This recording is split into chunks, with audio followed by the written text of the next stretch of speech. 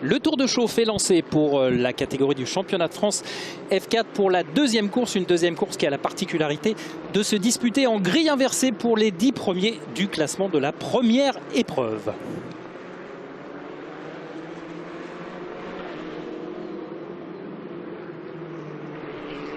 De fait, eh bien, c'est l'Américain Garrett Berry, le numéro 18, qui va s'élancer depuis la position de pointe. Vous le voyez, il porte donc le numéro 18. À ses côtés, le jeune espoir belge du Royal Automobile Club de Belgique, Yanni Stevenhaydens, qui a remporté sa première course. C'était du côté de Lédenon il y a 15 jours, qui s'élancera à ses côtés sur la première ligne de cette grille de départ.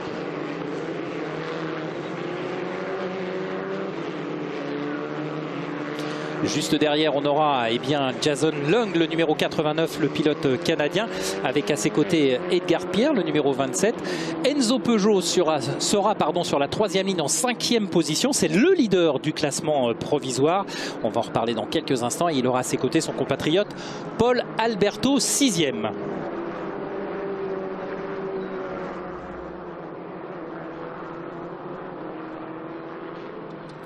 Sur la 4e ligne de la grille de départ, on va retrouver le pilote japonais Yui Yamakoshi en 7e position. Romain Andriolo, lui, sera à 8e. Et sur la 5e ligne de la grille, on va retrouver les deux pilotes classés aux 2 premières places ce matin, à savoir Kevin Foster et Evan Gilter.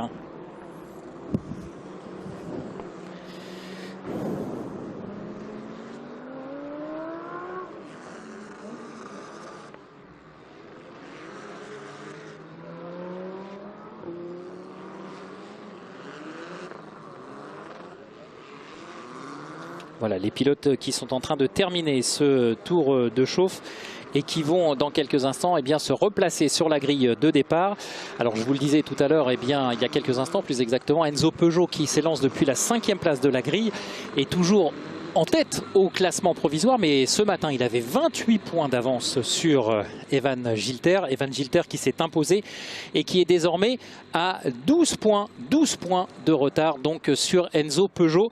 Cette deuxième course avec cette grille inversée, alors les systèmes de points sont un petit peu moins généreux sur cette course inversée, mais en tout cas ça va être l'un des tournants de ce week-end du championnat de France F4, parce que Enzo Peugeot doit absolument pour conserver toutes ses chances finir devant Evan Gilter dans cette deuxième course. Les monoplaces qui sont toutes, me semble-t-il, immobilisées sur la grille. Et dans quelques instants, les feux vont passer au rouge et à l'extinction. On sera parti pour 20 minutes de course. 20 minutes de course donc pour cette deuxième épreuve du championnat de France F4. Finale de ce championnat 2024. Et c'est parti avec un très bel envol, me semble-t-il, du poleman Garrett Berry, le pilote américain. Maintenant, on va voir ce qui va... Oula, il y a déjà eu des contacts avec un aileron là qui est un petit peu baladeur, me permettrez-vous cette expression. On va voir où est... Oula, attention, il y a une monoplace là qui est déjà partie au large avec un train avant ouvert et qui n'est pas synonyme de compétitivité, c'est le moins qu'on puisse dire. Il va devoir s'arrêter rapidement ce pilote. Alors on va essayer de voir avec le premier partiel où sont Enzo Peugeot et Evan Gilter. Évidemment on se focalise un petit peu sur les deux hommes forts du championnat parce que, je vous le disais, l'écart est revenu à 12 points. Alors qui est arrêté ici? C'est le numéro 27 me semble-t-il, c'est Edgar Pierre. Malheureusement Edgar Pierre qui partait en 4e position, qui n'est pas passé. Enzo Peugeot n'est pas passé dans le premier secteur apparemment. Drapeau jaune. Evan Gilter lui est passé. Oh, il y a eu beaucoup de dégâts dans ce départ et là ça serait un énorme rebondissement si d'aventure c'était confirmé. Alors on va attendre parce que durant les essais chrono on a eu aussi des fois quelques petites frayeurs, mais c'était les transpondeurs qui n'avaient pas fonctionné correctement. Mais là c'est très chaud dans ce départ et ça se confirme. Edgar Pierre qui ne passe pas dans les premiers secteurs, Enzo Peugeot qui ne passe pas non plus, Romain Andriolo qui ne serait pas passé non plus. On va attendre. Oui, la 74, voilà. Oui, la 74 c'est Enzo Peugeot, c'est confirmé. Le message de la direction de course, Enzo Peugeot arrêté au virage numéro 3, c'est-à-dire le S avant le virage virage de l'école. Confirmation et rebondissement, extrême rebondissement dans ce championnat de France F4 avec pour l'instant eh bien l'abandon d'Enzo Peugeot. Enzo Peugeot, vous vous rendez compte l'ascenseur émotionnel qu'il est en train de vivre sur ce week-end final du championnat de France 2023. Il est arrivé ici en tête avec 28 points d'avance. Ce matin, Evan Gilter lui a repris un nombre de points assez important. Il n'y avait plus que... Il lui a repris 12 points, pardon. Et là... Non, il était à 12 points avant ce départ. Et là, avec ce résultat blanc, eh bien Enzo Peugeot va certainement croiser les doigts pour qu'Evan Gilter ne remonte pas trop dans la hiérarchie. Et on va avoir demain une dernière course d'anthologie pour l'attribution du titre. Alors attention, ça n'est pas terminé. Il faut évidemment qu'Evan Gilter aille au bout de cette course. On voit de nombreuses monoplaces rentrer dans la voie des stands. Ici à l'image de Paul Alberto, le numéro 7. Oh, ici une grosse passe d'armes avec le numéro 26 et Kevin Foster, le pilote canadien qui est en train de prendre, je pense, me semble-t-il, le meilleur sur Yui Yamakoshi, me semble-t-il, le pilote japonais. Pour l'heure, Gareth Berry est toujours aux commandes, le pilote américain. Mais c'est chaud bouillant ce départ. Oh, et on a déjà derrière également une voiture avec un aileron.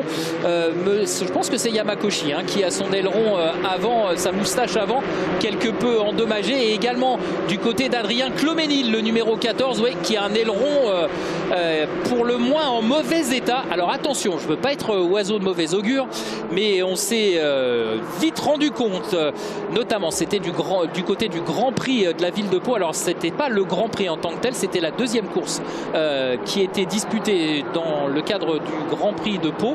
Et on avait vu, alors je crois que c'était Paul Lopez qui avait un aileron baladeur et qui malheureusement avait perdu le contrôle de sa monoplace dans un accident assez violent qui avait entraîné l'arrêt de la course. Sur ce circuit en ville, évidemment, les échappatoires étaient beaucoup moins nombreux et évidents que sur le circuit Paul Ricard. Mais attention avec ces ailerons qui pourraient peut-être finir par se détacher sur les monoplaces. Donc on l'a dit, d'Adrien Cloménil, alors que la direction de course a placé le départ sous enquête.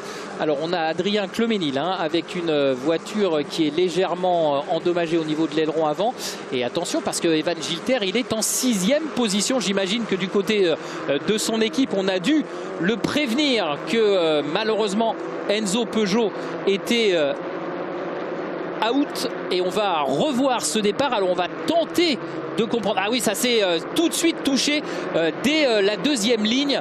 Un pilote qui passe à l'intérieur et qui malheureusement accroche, et tout de suite c'est la réaction en chaîne. Ouais, là on voit tout de suite effectivement le contact entre les deux voitures, et ça a été très très chaud pour Evan Gilter même, puisqu'il était juste derrière. Et il y a eu réaction en chaîne, et c'est comme ça que malheureusement pour lui, Enzo Peugeot a été obligé de rejoindre les extérieurs du circuit et d'abandonner cette deuxième course. Et ensuite, on va certainement le voir ici, il va s'arrêter sur le plan large, on ne le reverra pas, mais en tout cas, voilà, on voit ici la numéro 27, c'est la monoplace de Edgar Pierre qui avait largement souffert. Allez, on va revenir au direct maintenant avec la bagarre en tête pour la victoire. C'est désormais Yannis Stevenhaiden qui... Oula, attention, là, il y a une voiture qui a perdu son aileron. Voilà, je le disais, il a perdu son aileron avant. Alors, de qui s'agit-il ? Il y avait Adrien Cloménil qui était déjà un petit peu en délicatesse avec son aileron. Est-ce que c'est lui ou pas? J'en suis pas certain. Qui aurait perdu le contact avec les hommes de tête? En tout cas, Evan Gilter, lui, il est en train de revenir. On a également Adrien Cloménil qui est là. Donc Adrien Cloménil, ce n'est pas lui qui est parti au large dans le double droite du Bossé. On va le savoir dans quelques instants. On va avoir la confirmation. Ouais. Oh, il y a eu un gros contact en fait au freinage du double droite du Bossé. Deux voitures qui sont rentrées en contact. Alors, qui serait en train de perdre le contact. Alors comme ça, on est un peu loin, j'ai du mal à voir. Alors, est-ce que ça serait pas Romain Andriolo? Ouais, en tout cas, j'en ai bien l'impression parce qu'il était en train de faire un très bon tour. Il avait signé le meilleur partiel absolu dans le premier secteur. Et j'ai bien peur que ça soit lui qui ait été victime de ce contact au freinage du double droite du Bossé. Et évidemment, pour l'instant, eh bien, ça dégage hein, les horizons pour Evan Gilter. Evan Gilter qui est remonté en 5e position. Et nous ne sommes pas encore au cap de la mi-course. Attention cependant, hein, il faut rester vigilant. Yannis Steven Haydens, voilà, qui a repris les commandes, et Gareth Berry, le pilote américain, qui a fait mine de se déporter, alors que derrière on a 3 voitures qui sont roue dans roue pour la 3e place. On a Jason Lung, Kevin Foster et Evan Gilter. On a les 2 Canadiens. C'est la première fois hein, depuis le début de la saison qu'on voit les 2 Canadiens au coude à coude, en tout cas sur les manches les manches françaises de ce championnat F4, puisque je vous rappelle que c'est la tradition hein, dans le calendrier. On va toujours sur 2 circuits à l'international. Cette année, le plateau du championnat de France F4 est passé par Misano et par Spa-Francorchamps plus précisément, puis Misano, avant de revenir à Lénon et enfin de clore la saison 2023 ici au circuit Paul Ricard. Oh, et attaque à l'intérieur d'Evan Gilter dans le virage de Bandor et c'est passé. Il est en 4e position. Evan Gilter, il a pris le meilleur, me semble-t-il, sur Kevin Foster, me semble-t-il, ou est-ce que c'est Jason Long?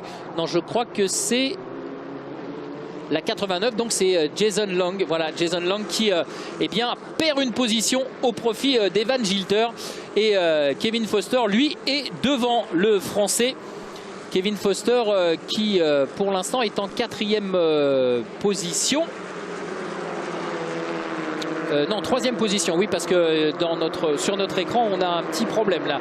On a Adrien Cloménil qui est annoncé comme leader, bien évidemment. Malheureusement pour lui, Adrien Cloménil n'occupe pas la tête de la course. Il est arrêté au stand, le voici, Adrien Cloménil, le numéro 14. Et je vous le disais, hein, c'est suite à ce contact et cet aileron qui est parti.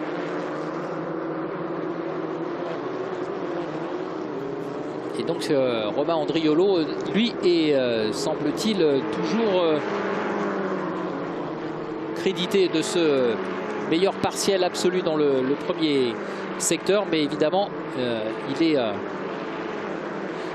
est hors course. Allez, on est du côté de la tête de course et on suit la bagarre entre Yannis Steven Haydens et Gareth Berry, l'américain face au jeune belge, le lauréat hein, du volant du Royal Automobile Club de Belgique, qui va devoir se défendre face à la pression de l'américain. Et l'américain qui est loin de rendre les armes hein, dans la longue rectiligne qui mène vers le virage de Signes. Les 2 monoplaces qui sont rentrées côte à côte dans le virage de Signes.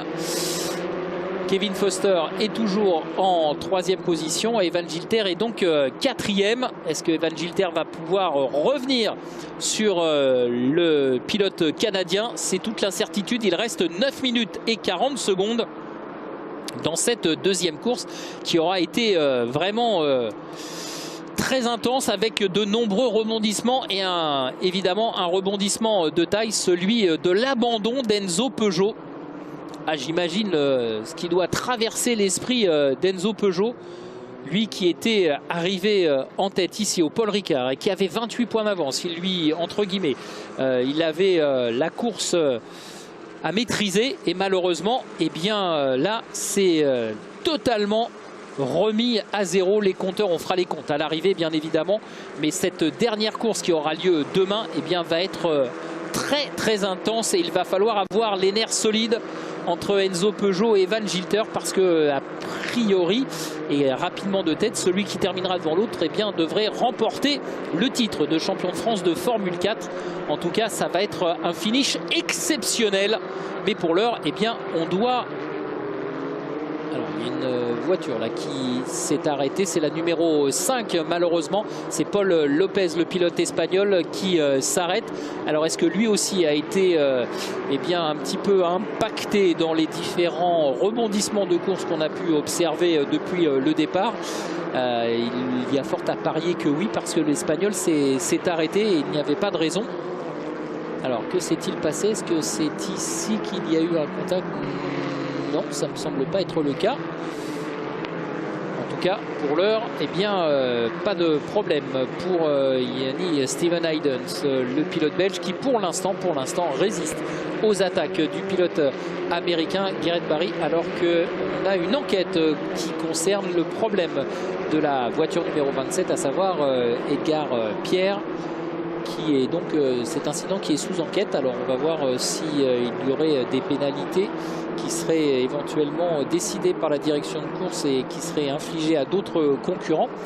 On verra, on ne va pas évidemment aller plus vite que les décisions de la direction de course, mais en tout cas pour l'heure, alors qu'il y a une nouvelle voiture qui rentre au stand, c'est la numéro 16, c'est Romain Andriolo.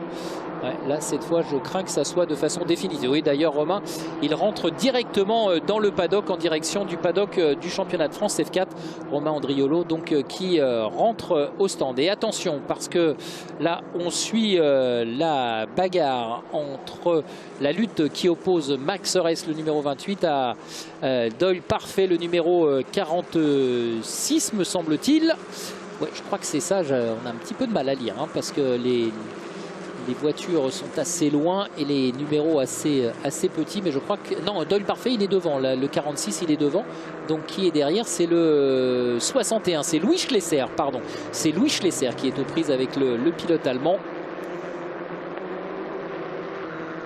Et on voit qu'il y a de la bagarre aussi dans ce championnat de France F4 à tous les étages. Ici, on suit Enzo Richer qui essaye de mettre la pression sur Leonardo Menia.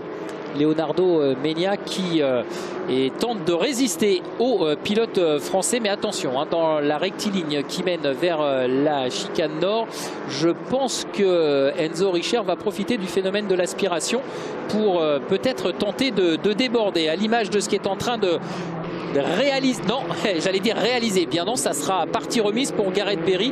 Gareth Barry qui s'est porté à l'extérieur. Yanni Steven Haydens qui a fermé la porte avec autorité et qui a conservé le leadership de cette course pour l'instant. Cette deuxième course qui est rentrée, ou qui va rentrer plus exactement, dans les 5 dernières minutes.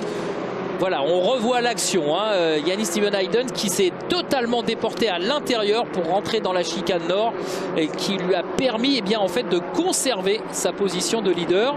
Mais attention, parce que comme on se frictionne en tête de la course, ça pourrait faire les affaires de Kevin Foster et Evan Gilter qui pourraient revenir sur le duo qui était aux avant-postes. Et c'est exactement ce qui est en train de se produire.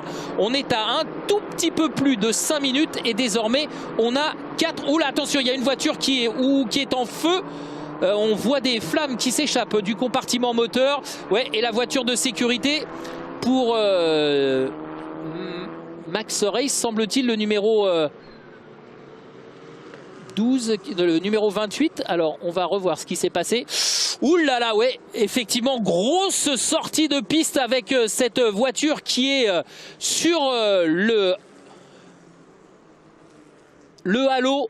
Comme quoi, encore une fois, on le voit, hein, on avait décidé l'an passé d'opter pour cet élément de sécurité. Encore une fois, cet accident nous démontre tout le bien fondé de cette décision sur cette migale avec l'adoption du halo.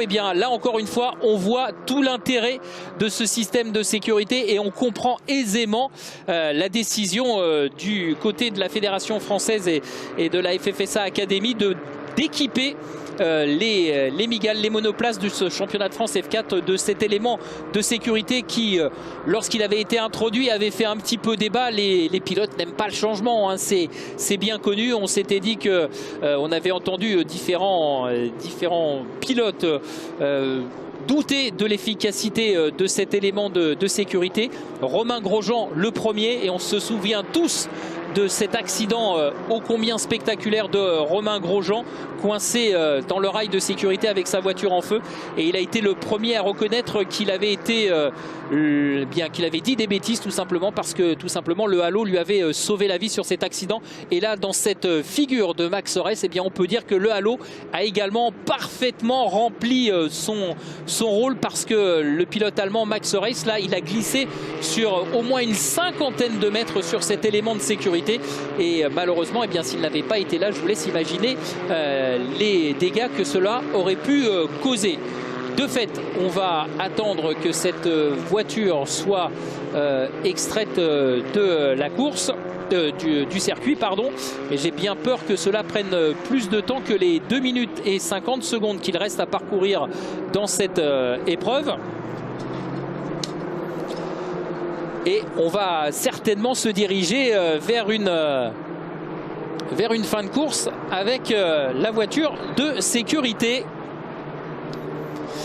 Ce qui voudrait dire que l'on va eh bien, finalement se diriger vers une victoire sous safety car, sous voiture de sécurité de Yanni Stephen-Hayden.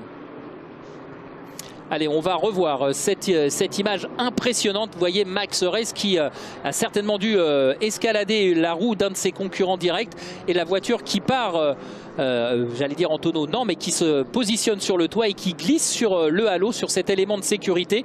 On le revoit ici sur un plan plus large.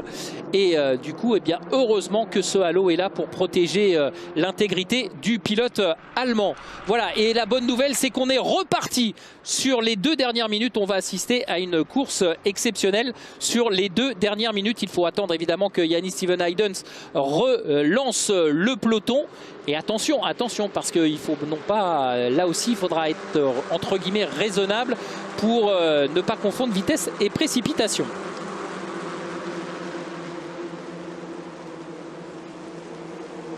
Et c'est reparti sur les chapeaux de roue dans cette explication entre Yanni Stephen-Hayden et Gareth Berry, le pilote américain. Le pilote américain qui a cherché à prendre le meilleur sur le jeune pilote belge, mais ça n'est pas passé. En revanche, derrière, c'est pareil. Evan Gilter qui est un petit peu coincé entre deux sentiments, essayer d'aller chercher et de grappiller une place supplémentaire pour aller eh bien, décrocher un nouveau podium, ou peut-être essayer de se, entre guillemets, contenter de cette 4e position qui va lui ramener des points par rapport au résultat blanc d'Enzo Peugeot. Mais on va certainement rentrer dans quelques instants. Alors je ne sais pas si la direction de course va considérer que ce tour est le dernier tour de course, pardon, parce qu'il reste 40 secondes environ à parcourir. Donc ce qui veut dire que le temps réglementaire sera écoulé au moment avant même que les monoplaces ne reviennent sur la ligne de chronométrage. Donc on va attendre la décision de la direction de course. Evan Gilter pour l'instant est toujours en 4e position, pardon, derrière Kevin Foster, le pilote canadien. Et ça continue de se chamailler, de s'expliquer entre Gareth Berry et Yanni Stephen-Hayden. Et Yanni Stephen-Hayden, le pilote belge qui rentre en tête dans la courbe de signe, qui résiste à l'attaque du pilote américain. Et j'ai bien l'impression que du côté d'Evan Gilter, on va se contenter, me semble-t-il, de cette 4e place, à moins que le pilote français ait un petit peu de mal à remettre en température ses pneumatiques. En tout cas, pour l'instant, non, il reste 2 tours. Donc en fait, lorsqu'on va couper la ligne de chronométrage, on rentrera dans le dernier tour. Voilà, Yanni Stephen-Hayden qui essaye de creuser l'écart dans cette fin de restart.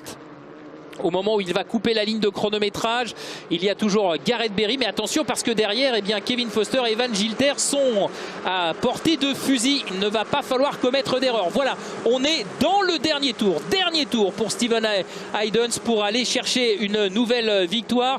Dernier tour pour Gareth Berry pour tenter, le pilote américain, pour tenter de contester cette victoire au jeune pilote belge. Et derrière, eh bien, qui va terminer sur la dernière marche du podium entre Kevin Foster et Evan Gilter?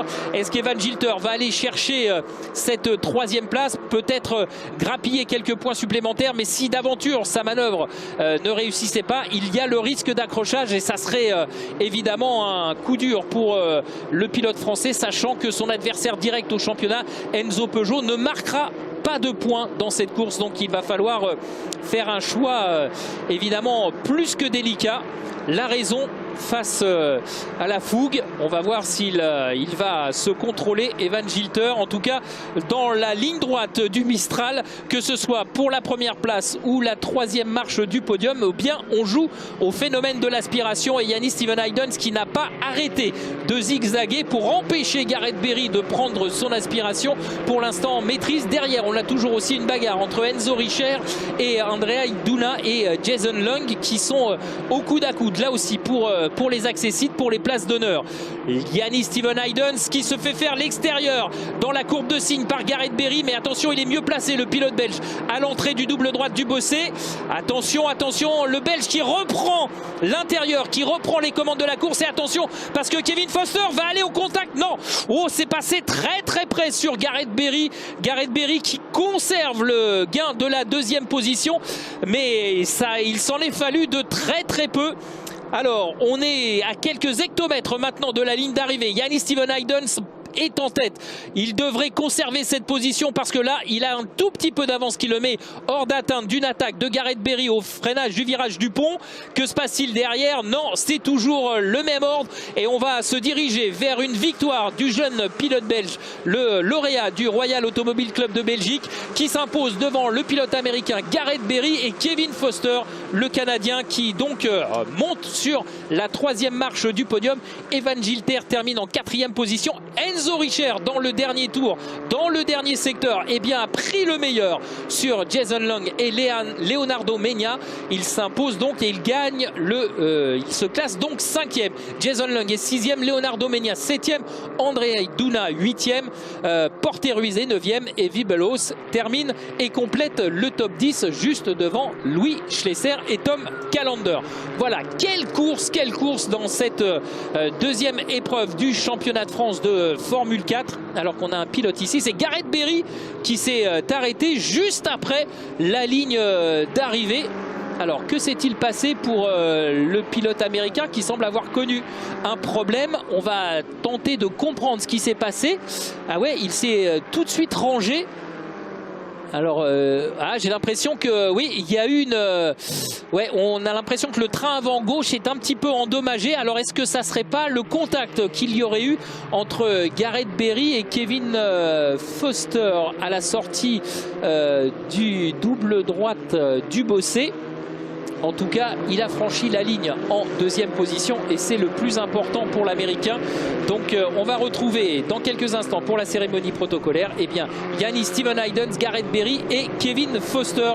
Ce podium remarquable de cette deuxième course, riche en rebondissements et qui nous promet une finale demain. Ça sera la dernière course demain. Soyez là absolument pour connaître qui de Enzo Peugeot et Evan Gilter sera le champion de France F4 2023. Une course qui va être exceptionnelle d'intensité.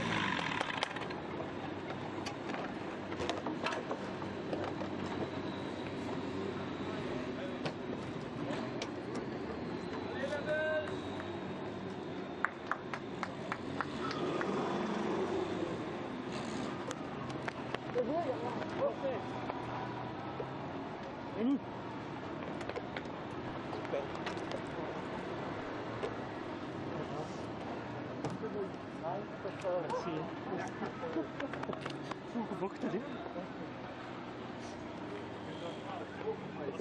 I couldn't get past.